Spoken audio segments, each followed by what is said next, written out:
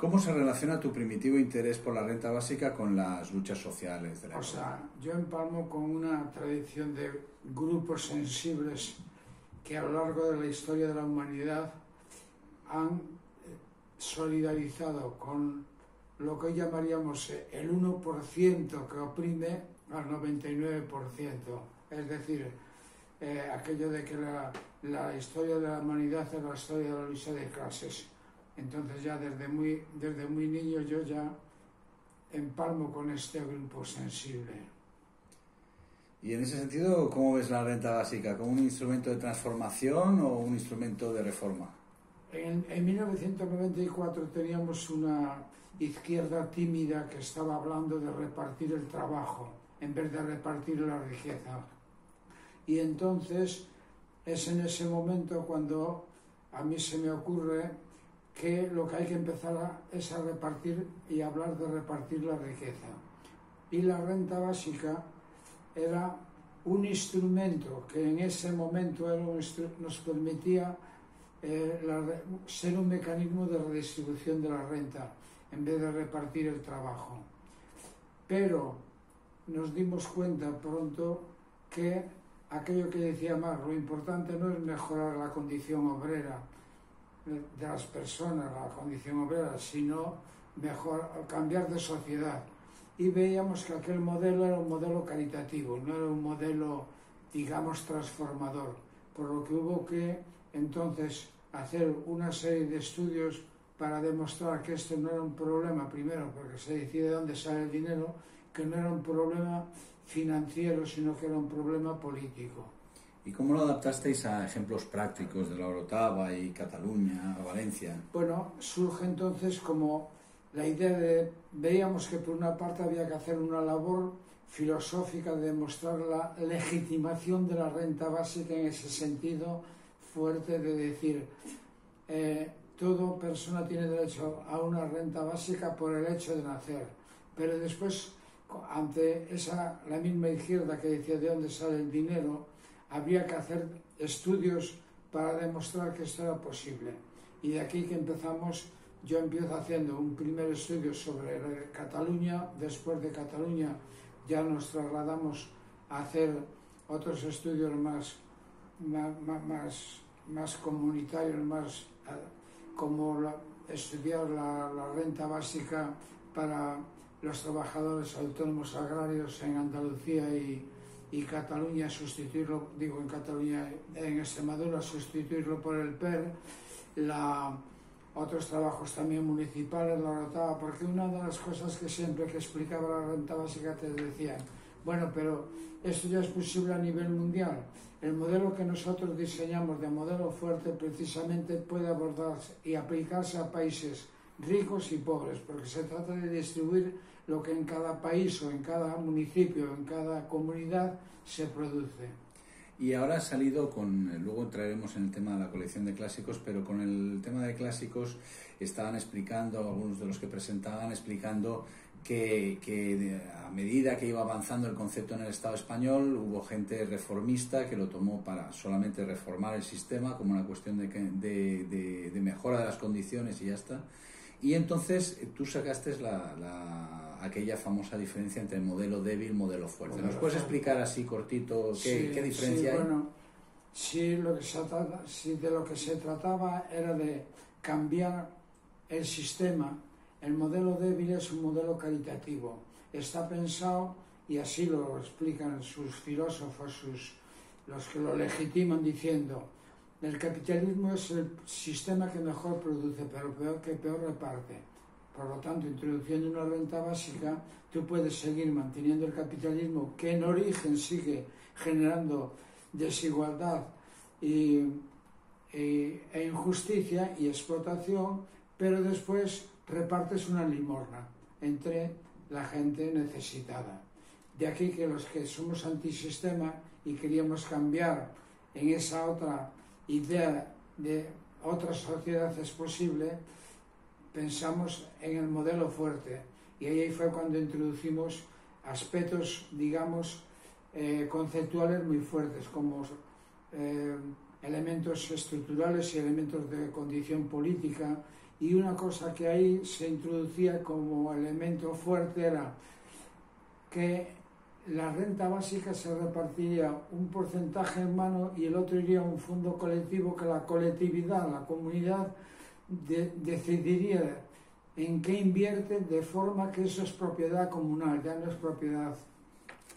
Y entonces de aquí que hayamos pensado en desarrollar la renta básica, porque si no te quedabas pegado a un instrumento, digamos que ni socialdemócrata.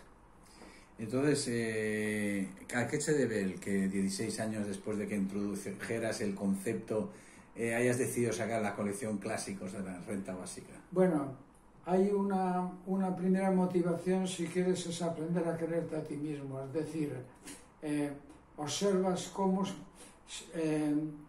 el neoliberalismo, que ahora de alguna manera nos demuestra que no era un modelo adecuado, y empieza a ser, y se empieza a llamar con estas crisis, se empieza a llamar otra vez al keynesianismo. Lo que yo observo es que yo digo, bueno, se están proponiendo modelos débiles, y de aquí que yo haya dicho, vamos a recordar el repaso que hemos hecho a través de la historia de la renta básica en el territorio español, en términos de haber demostrado que primero abandonábamos el modelo débil por modelos fuertes, porque lo que pretendemos después es también formular una sociedad, modelos de sociedad alternativa. Y por lo tanto, esto era un paso para recordar qué habíamos hecho y que no era posible, porque también hay las propuestas desde las administraciones son de modelos débiles. Y hoy hay una gran corriente en el Estado español y en Europa que se llama la renta básica, que de siempre propuso y intentó demostrar que eso era posible en el capitalismo.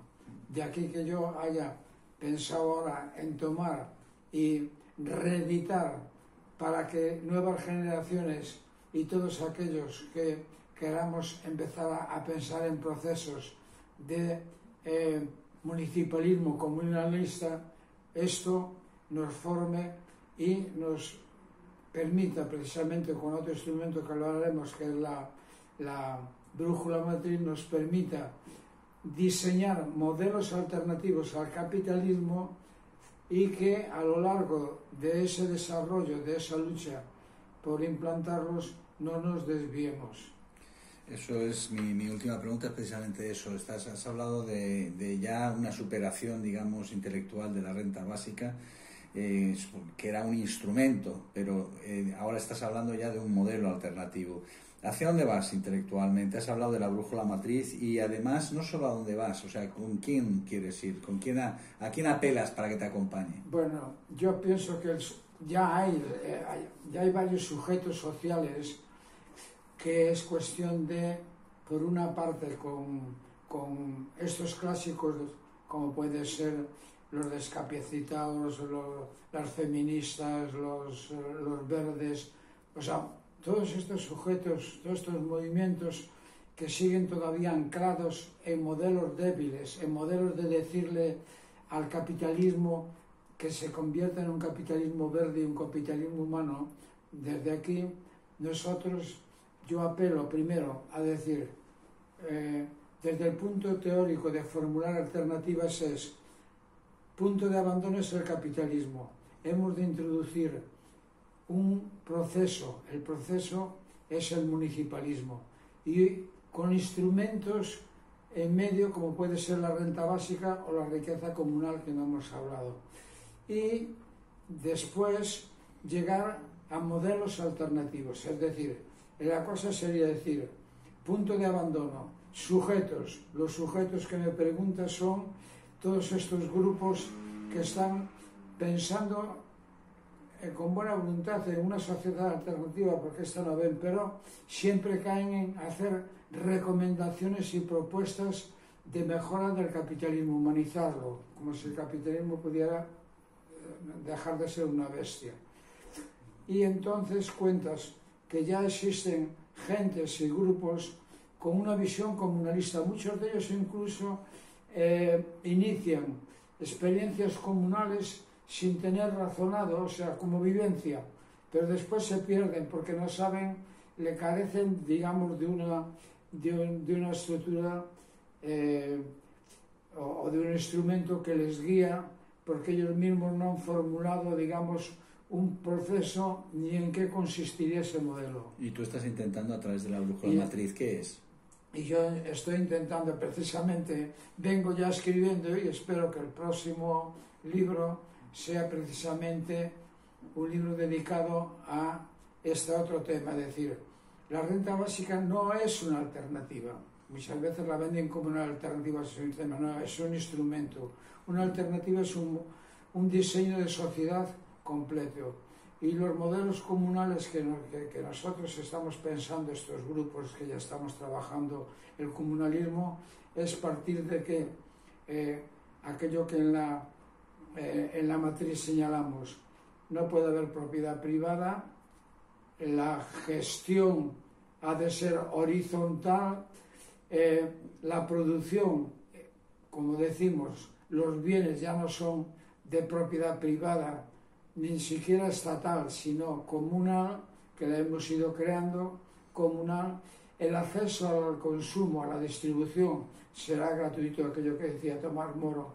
Producimos, lo llevamos a unos almacenes y cada uno en esos almacenes toma lo que necesita, sin que haya incluso dinero ni Estado.